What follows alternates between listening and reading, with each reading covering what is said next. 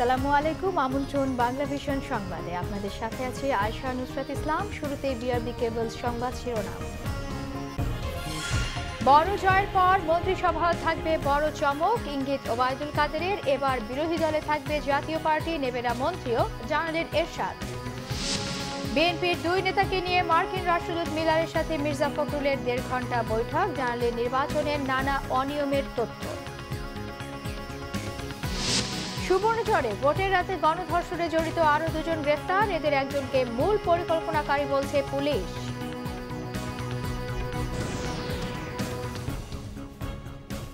দেখছিলেন সংবাদ শিরোনাম।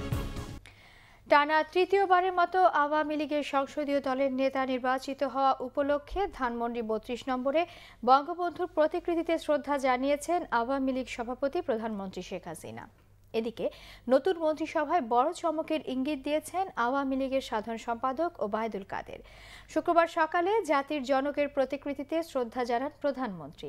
এ সময় দলের সাধারণ সম্পাদক ওবায়দুল কাদের, সিনিয়র নেতারা ছাড়াও নবনির্বাচিত সংসদ সদস্যরা প্রধানমন্ত্রীর সঙ্গে ছিলেন। পরে ওবায়দুল কাদের বলেন, জনরায়ের প্রতি সম্মান দেখিয়ে ঐক্যফ্রন্টের নেতাদের একাদশ জাতীয় সংসদে যোগ দেওয়া উচিত। 2014 সালের নির্বাচনে অংশ না নিয়ে বিএনপি যে ভুল করেছিল, এবার শপথ না নিয়ে একই ভুল করছে বলেও মন্তব্য করেন আওয়ামী লীগের সাধারণ সম্পাদক। জাতীয় পার্টির সংসদে প্রধান বিরোধী দল হিসেবে দায়িত্ব পালন করবে বলে জানিয়েছেন দলের চেয়ারম্যান হুসেইন মোহাম্মদ এরশাদ।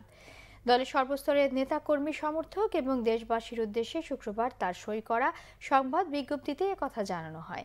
বিজ্ঞপ্তিতে এরশাদ জানান, তার দল বিরোধী দল হিসেবেই থাকবে। পদাধিকার বলে, জাতীয় পার্টির সংসদীয় দলের সভাপতি হিসেবে তিনি হবেন প্রধান বিরোধী দলীয় নেতা।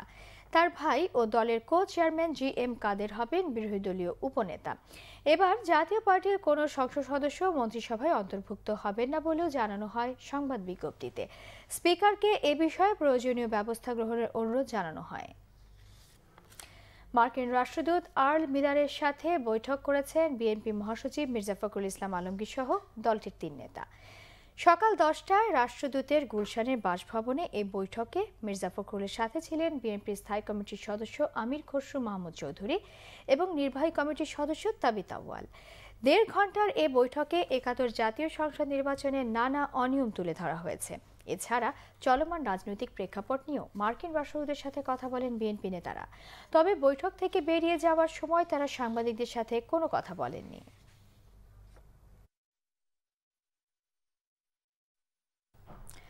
আওয়ামী লীগের সাবেক সাধারণ সম্পাদক ও জনপ্রশাসন মন্ত্রী সৈয়দ আশরাফুল ইসলামের মৃতদেহ ঢাকায় আনা হবে আগামীকাল সন্ধ্যা 6টায়।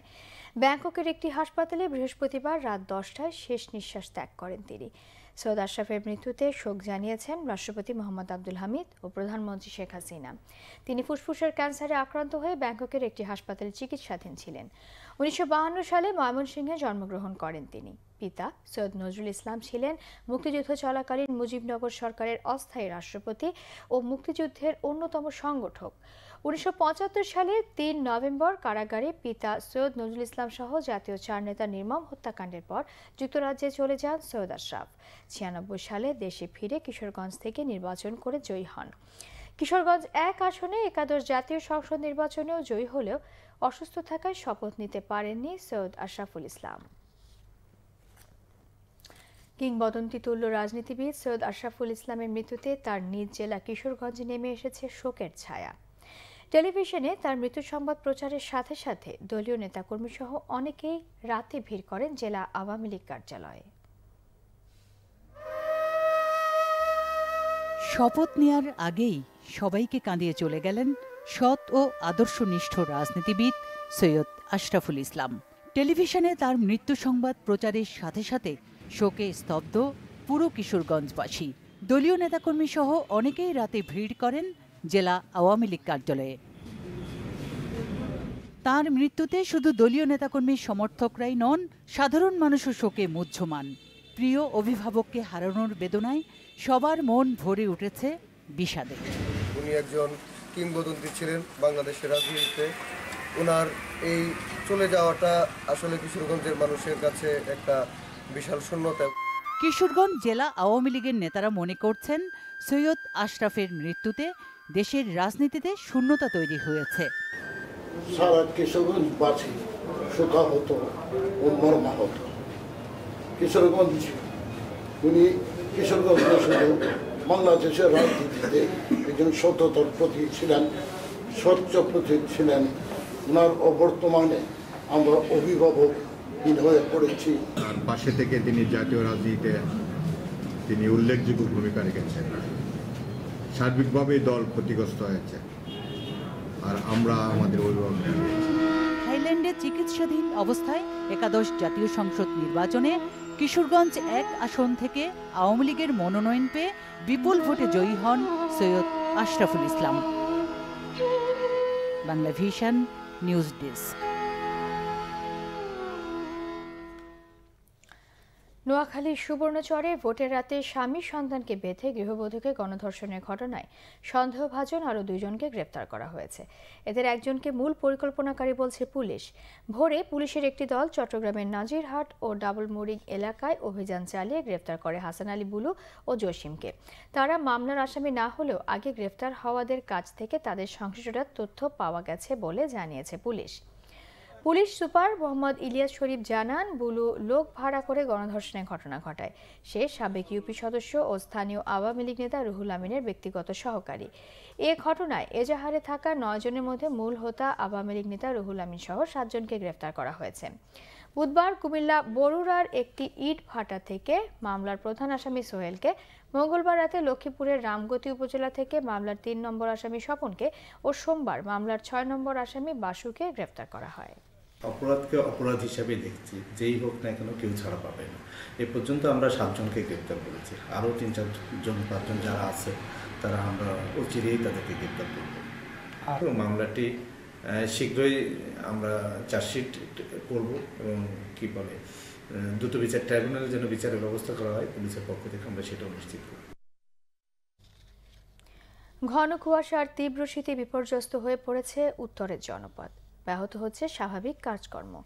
লালমনিরহাটে কনকনে শীতে চরম বিপাকে তিস্তা ও ধরলা নদী পাড়ের খেটে খাওয়া মানুষ।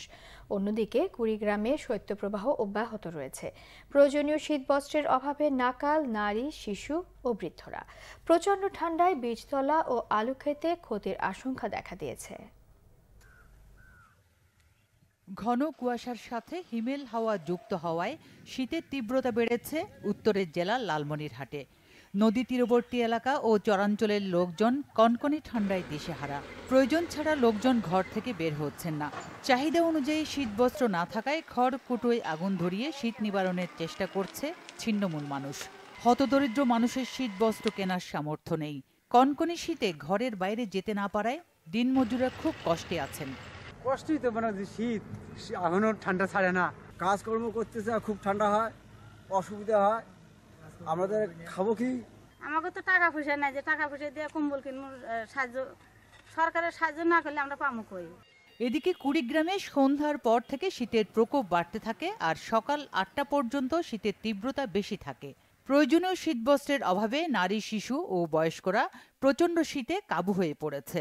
এবছর সরকারিভাবে প্রায় 42,000 কম্বল বিতরণ করার কথা থাকলেও অনেক এলাকায় এখনো বিতরণ শুরু হয়নি। অত্যধিক ঠান্ডায় বড় বীজতলা ও আলু খেতে ক্ষতির আশঙ্কা দেখা দিয়েছে। কুড়িগ্রামে সকালে সর্বনিম্ন তাপমাত্রা ছিল 7.5 ডিগ্রি সেলসিয়াস। খুব ঠান্ডা বাবা, কামাই কাজ করবেন না ঠান্ডাতে, আগুন তখন বসি বসি। তো শীত খাইতে খাইতে আমার একেবারে পরিস্থিতি খুব খারাপ। অপরদিকে নাটোরে দিনের বেলা কিছুটা গরম হলেও রাতের বেলা বৃষ্টির মতো কুয়াশা পড়ে। তীব্র শীতে চরম বিপাকে পড়েছে শিক্ষার্থী সহ খেটে খাওয়া মানুষ। শিশু ও বয়স্কদের নিয়ে বিপাকে পরিবারের সদস্যরা। কনকনে ঠান্ডায় মানুষের পাশাপাশি পশু পাখিও কাহিল হয়ে পড়েছে।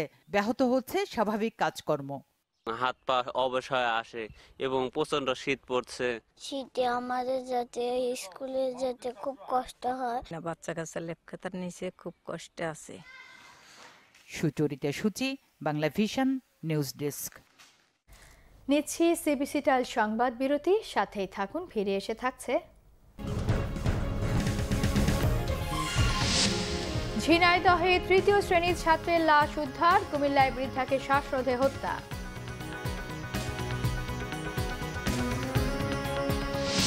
হিলিতে পণ্য পারাপার নেমে এসেছে অর্ধেকে, ভারতের ফারাক্কা ব্রিজে সংস্কার কাজের জের।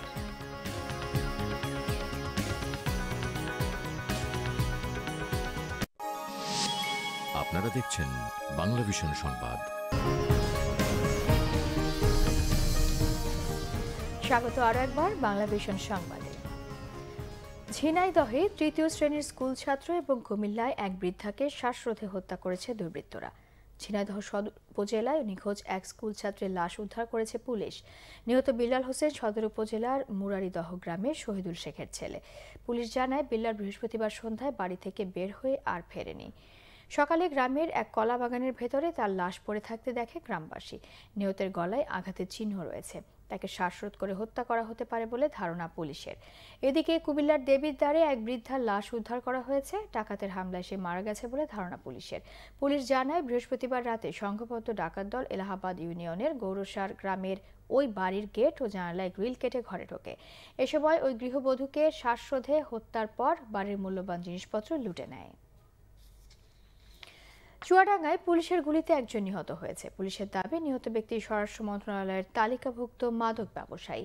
বৃহস্পতিবার রাতে উপজেলার মোক্তারপুরের নলডাঙ্গা মাঠে এ ঘটনা হয়। পুলিশ জানায়, মধ্যরাতে ভারত থেকে আনা ফেন্সিডিলের চালান দেশে অভ্যন্তরে নেওয়া হচ্ছে এমন খবরে তারা নলডাঙ্গায় মাঠের পাশে অবস্থান নেয়।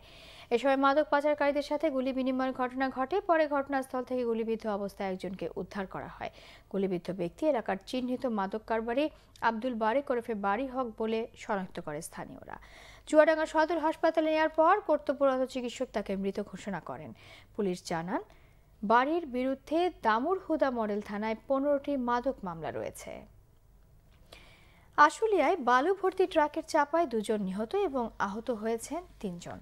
শুক্রবার সকালে টঙ্গী আশুলিয়া ইপিজেড সড়কের আশুলিয়ার জিরাবো ইটাখোলা এলাকায় বালু ভর্তি একটি ট্রাক নিয়ন্ত্রণ হারিয়ে সড়কের পাশে দাঁড়িয়ে থাকা মানুষ সহ কয়েকটি রিকশাকে চাপা দেয়। এতে ঘটনাস্থলেই এক রিকশা চালক নিহত হয়। এক নারী সহ আহত হয় আরও 4 জন। আহতদের স্থানীয় স্বাস্থ্যকেন্দ্রে নেওয়ার পর সেখানে চিকিৎসাধীন অবস্থায় মৌসুমী নামে আরও একজন মারা যায়। দুর্ঘটনা কবলিত ট্রাকটি জব্দ করা হয়েছে, তবে ড্রাইভার ও হেলপার পলাতক। এদিকে সড়ক দুর্ঘটনাকে কেন্দ্র করে ধামরাইতে 2 গ্রামের 2 দলের সংঘর্ষে আহত হয়েছে প্রায় 20 জন। এ সময় 3টি মোটরসাইকেল ভাঙচুর করা হয়। ভারতের ফারাক্কা ব্রিজের সংস্কার কাজের প্রভাব পড়েছে সড়ক পথে বাংলাদেশের আমদানি রপ্তানিতে। ব্রিজের সংস্কার কাজের কারণে বিকল্প সরু পথ দিয়ে যান চলাচলে সমস্যা হওয়ায় হিলি স্থলবন্দর দিয়ে পারাপার হওয়া পণ্যের পরিমাণ প্রায় অর্ধেকে নেমে এসেছে। সেই সাথে কমেছে বন্দরের রাজস্ব আদায়। হিলি প্রতিনিধি মুরাদ ইমাম কবিরের পাঠানো রিপোর্টে বিস্তারিত। হিলি স্থলবন্দর দিয়ে আমদানি করা পণ্যের সিংহভাগই আসে ভারতের ফারাক্কা ব্রিজ হয়ে। সম্প্রতি ব্রিজটির সংস্কার শুরু হওয়ায় চরম দুর্ভোগে পড়েছেন ব্যবসায়ীরা। এর সরাসরি প্রভাব পড়েছে পাথর, পেঁয়াজ, ভুট্টা সহ নানা ভোগ্য পণ্যের আমদানিতে। ম্যাক্সিমাম পণ্য আসা বন্ধ হয়ে গেছে। এই কারণে যেখানে আমাদের হিলি স্থলবন্দর দিয়ে প্রতিদিন 250 থেকে 300 গাড়ি বাংলাদেশে আমদানি হতো, সেটি কমে বর্তমানে 100 থেকে 120-30 গাড়ি হয়ে গেছে। এই দুরবস্থায় নিত্যপণ্য পেঁয়াজের বাজার মূল্য অনেকটা স্বাভাবিক থাকলেও পাথরের দাম বেড়েছে টন প্রতি 2 থেকে 300 টাকা। ফারাক্কা ব্রিজের কাজ হওয়ার কারণে পাথরের দিতে আসতেছে না, বিধায় পাথরের আমদানিটা অনেক কমে গেছে। 1 গাড়ি মাল 3 গাড়িতে করে পার করতেছে, এতে করে কস্টিংটা বেড়ে যাচ্ছে। কম আমদানির কারণে আগের থেকে এখন টনে 300 টাকা, 250 থেকে 300 টাকা বৃদ্ধি হয়েছে। বন্দর সংশ্লিষ্টরা বলছেন, বিকল্প পথে পণ্যবাহী গাড়ির চলাচল আগের চেয়ে অর্ধেকে নেমে আসায় শুধু আমদানি রপ্তানি নয়, বিরূপ প্রভাব পড়েছে সরকারের রাজস্ব আদায়েও। আমদানি কমার কারণে পানামা স্থলবন্দরের যে শ্রমিক সংগঠন আছে, শ্রমিকেরা মানবেতর জীবনযাপন করতেছে। সরকার এখান থেকে প্রতিদিন অর্ধকোটি রাজস্ব থেকে ক্ষতিগ্রস্ত হচ্ছে। পানামা পোর্ট তাদের দৈনন্দিন আয় থেকে ক্ষতিগ্রস্ত হচ্ছে। সাময়িক ভোগান্তির পুরোটাই ভারতের ফারাক্কা ব্রিজের সংস্কার কাজের ওপর। শেষ হলেই হিল স্থলবন্দরের আমদানি রপ্তানি পুনরায় বাড়বে বলে মনে করছেন বন্দর সংশ্লিষ্টরা। Bangla vision news desk. দেশের আরও কিছু খবর নিয়ে এখন একটি ডেস্ক রিপোর্ট। ছাত্রলীগের ৭১ বছর পূর্তি উপলক্ষে আলোচনা সভা করেছে চট্টগ্রাম উত্তর জেলা ছাত্রলীগ।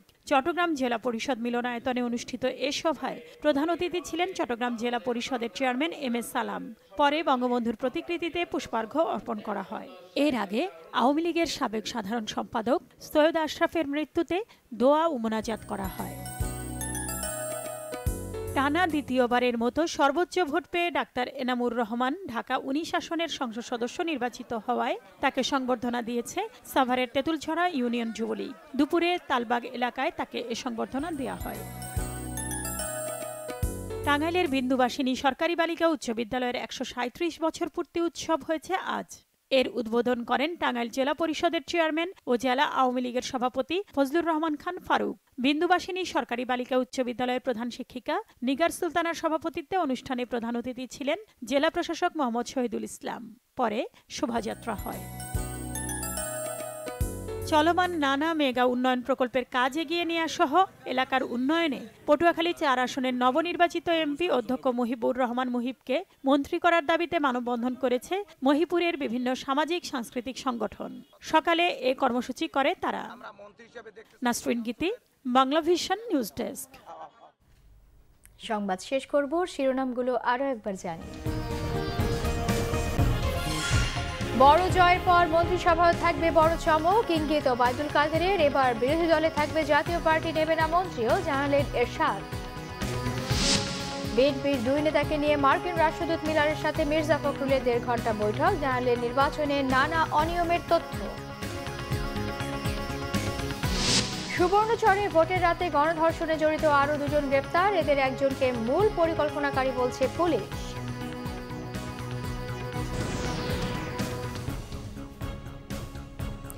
এ ছিল এখনকার মতো। পরের সংবাদ সন্ধ্যা 7:30টায়, এর আগে 6টায় রয়েছে নিউজ টপ 10, দেখার আমন্ত্রণ রইল। এছাড়া বাংলা ভিশন সংবাদ সরাসরি দেখতে লগ ইন করতে পারেন facebook.com/বাংলাভিশনে। এতক্ষণ সাথে থাকায় ধন্যবাদ।